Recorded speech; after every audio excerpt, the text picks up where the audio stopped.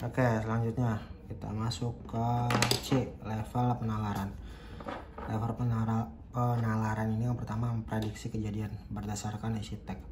Peristiwa-peristiwa dalam suatu teks biasanya memiliki hubungan sebab akibat. Artinya, peristiwa yang satu bisa menjadi penyebab bagi peristiwa yang lainnya. Begitu juga dengan salah satu peristiwa yang menjadi akibat dari peristiwa yang lainnya.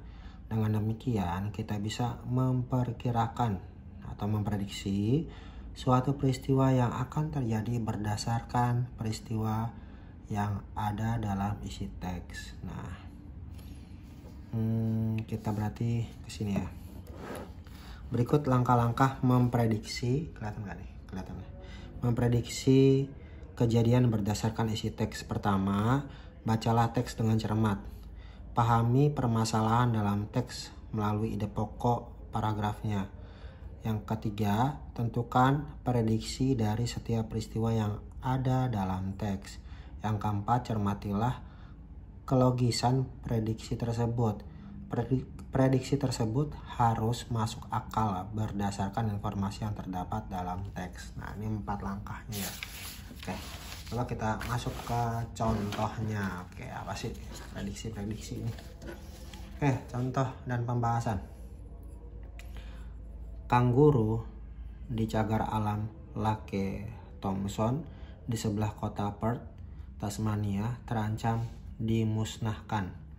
Hal tersebut dilakukan berdasarkan laporan yang menyebutkan keberadaan satwa itu sudah terlalu banyak. Jumlah yang terlalu banyak telah mengancam kelestarian tanaman di cagar alam tersebut. Hal yang mungkin akan terjadi jika kanguru tidak dimusnahkan. Nah, jadi kita memprediksi ketika kanguru tidak dimusnahkan. A, tanaman sekitar subur. B, kanguru semakin berkurang. C, hewan lain semakin bertambah. D, tanaman semakin berkurang. Nah, kalau di sini kan mengancam kelestarian tanaman ya. Ya, mengancam kelestarian tanaman karena sudah terlalu banyak. Nah, ya, dari situ ketika masuk ke sini ke pembahasan ya, peristiwa dalam suatu teks biasanya memiliki hubungan sebab akibat. Dengan mencermati setiap peristiwa dalam teks, kita dapat memprediksi kejadian berikutnya yang mungkin terjadi. Peristiwa dalam teks tersebut adalah rencana pemusnahan kanguru yang jumlahnya terlalu banyak hingga mengancam kelestarian tanaman. Hal yang mungkin terjadi jika kanguru tidak dimusnahkan adalah tanaman semakin berkurang. Nah, di sini ya kita kalimat terakhirnya sudah kelihatan ya. Nah, selanjutnya ya, membandingkan isi teks. Ya, membandingkan isi teks bertujuan untuk mencari persamaan dan perbedaan isi teks. Sebuah teks pasti memuat informasi ataupun permasalahan. Nah, penyajian informasi atau masalah tersebut bisa memiliki persamaan dan perbedaan. Kedua hal tersebut dapat diketahui dengan cara mengajukan pertanyaan berikut. Pertama, A ya, apa? Untuk menanyakan peristiwa, masalah atau kejadian. B, siapa? Untuk menanyakan pelaku peristiwa. D, di mana? Untuk menanyakan tempat. C ya, C, di mana? Untuk menanyakan tempat. D, kapan? Untuk menanyakan waktu. Oke, E, mengapa? Untuk menanyakan sebab atau alasan peristiwa tersebut. Dan F, bagaimana? Untuk menanyakan proses terjadinya peristiwa tersebut. Oke, masuk kita ke contoh soal. Contoh soal dan pembahasan. Bacalah teks berikut. Teks 1. Aktivitas manusia membutuhkan energi. Untuk mendapatkan energi, manusia harus makan makanan yang bergizi. Makanan bergizi juga bermanfaat bagi pertumbuhan, kecerdasan otak, dan menjaga ketahanan tubuh manusia. Teks 2. Tumbuhan membutuhkan makanan untuk berkembang, bertumbuh, dan mempertahankan hidupnya. Tumbuhan memperoleh makanan dari tanah yang diserap oleh akar. Tumbuhan akan layu atau mati bila tidak memperoleh makanan. Persamaan kedua teks bacaan di atas adalah gizi makanan sangat dibutuhkan manusia. B. makhluk hidup membutuhkan makanan.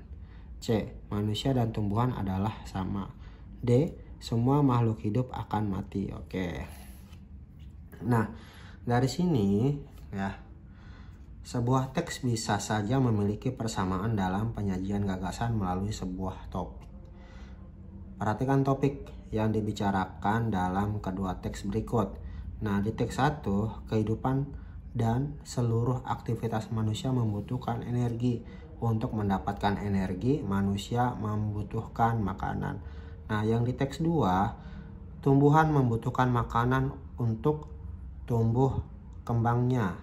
Tumbuhan memperoleh makanan dari tanah yang diserap oleh akar.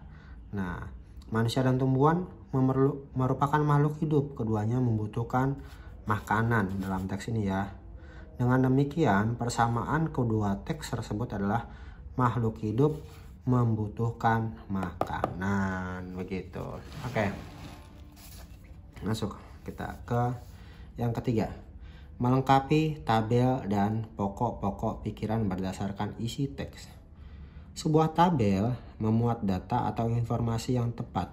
Informasi tersebut bisa saja berasal dari teks yang menyertainya. Untuk melengkapi tabel dengan informasi pokok atau pokok pikiran isi teks, lakukanlah hal berikut. 1.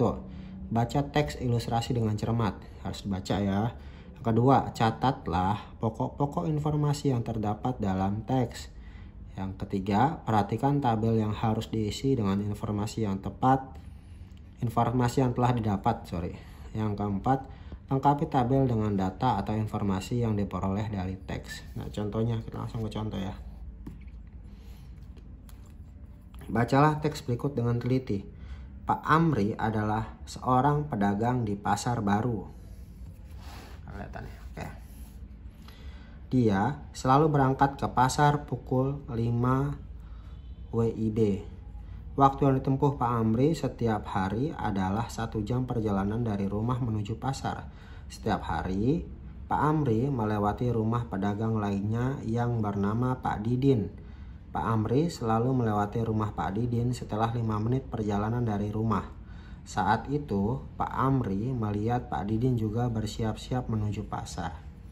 Nah, ini tabelnya, contoh tabel ya. Pak Amri ya 5.00 tiba A, waktu tempuh B.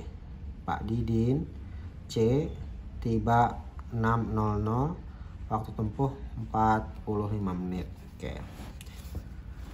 Pertanyaannya, berdasarkan teks di atas, data yang tepat untuk mengisi A, B, C pada tabel adalah, kita lihat lagi A.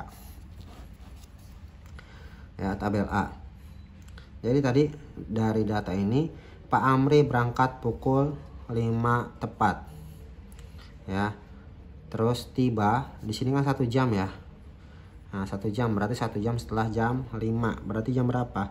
Jam 6.00 gitu ya. Waktu tempuh tadi di sini 1 jam ya, berarti 60 menit atau 1 jam. Nah, setelah itu Pak Didin di sini berangkatnya setelah 15 menit perjalanan dari rumah Pak siapa tadi? Pak Amri. Nah, setelah itu Pak Amri melihat Pak Didin juga bersiap-siap, berarti selisihnya 15 menit ya. Berarti jawabannya adalah, kita cek di sini ya.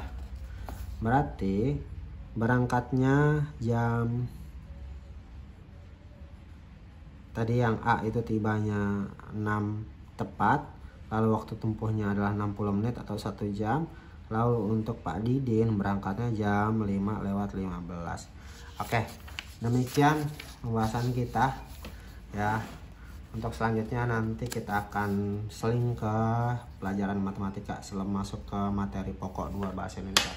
Oke, terima kasih, sampai jumpa di video selanjutnya.